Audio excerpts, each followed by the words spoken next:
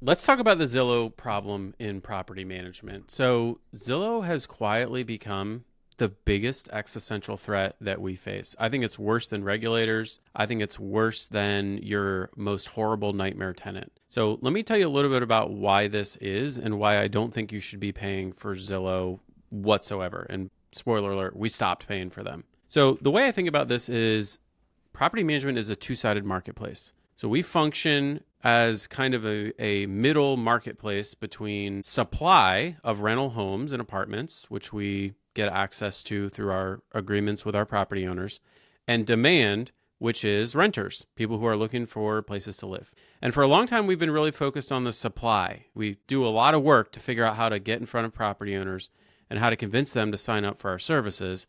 And we've really kind of taken for granted the demand side of this little marketplace that we run, which is these renters.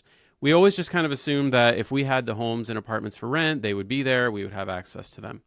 Well, what's been going on in the background is Zillow has kind of quietly gobbled up all of the listing websites and online portals where renters are actually looking for homes and apartments. And they've also drastically improved their own product. So if you're a renter and you go on Zillow and you start looking for homes for rent, their product is actually awesome. And that's a good thing for consumers. But what's really happened, and I think it kind of happened without anyone realizing, is Zillow has aggregated the demand of renter eyeballs. We now are completely relying on Zillow for renter leads, full stop. In most marketplaces, Zillow delivers 70+% of the leads that actually turn into signed leases. So if Zillow were to cut off that spigot, we're done. We are not going to be able to lease homes effectively whatsoever. You're going to see lead times go way up. It's going to take forever to lease homes, and your owners are going to be angry, and your staff's not going to know what to do. And so this problem of Zillow really being in control is really unsettling. It freaks me out because they can basically say and do whatever they want. They can put policies into place that we don't like. And I'll give you a few examples in a second. The other thing they can do is they can just start charging whatever they want. And a lot of you are already paying Zillow. I did for many years. Some of you may remember, Zillow used to be free. Let's start with that. It used to be free, and then they started charging. First it was a little bit, and then it was more, and now it's a lot. Some of you are paying thousands and thousands of dollars a month to Zillow for their premier program.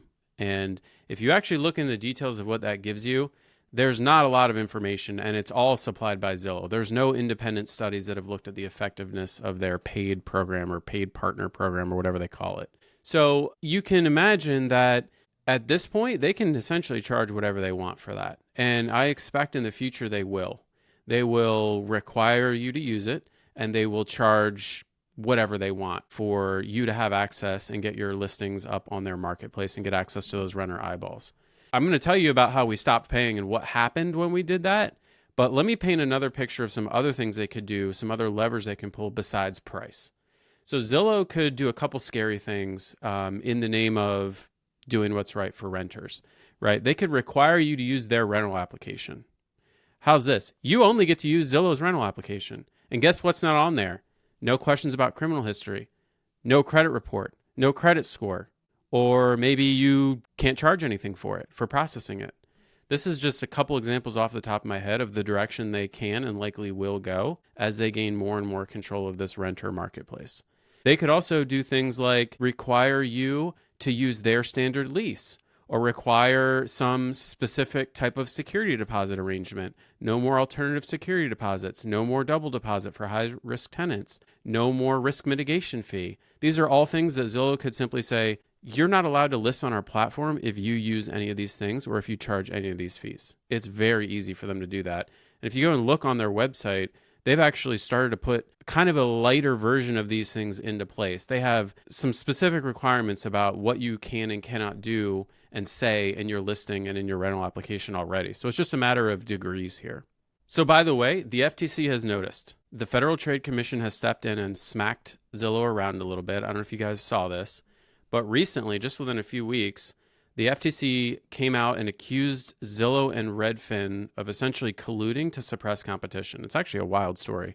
So a while ago, Zillow paid $100 million to Redfin where Redfin would simply stop competing in the rental advertising marketplace. So basically, they illegally colluded to suppress competition, is what the FTC is saying. And the FTC is not messing around. The famously, anti-business Trump administration coming down and saying, this is so bad that we actually want to go after it. That's really saying something. I just all the signs are here that Zillow is willing to do basically anything and everything to win and compete and dominate in the markets they choose to enter. So much so they're willing to pay $100 million to a competitor to silence them and keep them from competing. What do you think that means about what they're willing to do to you and your business?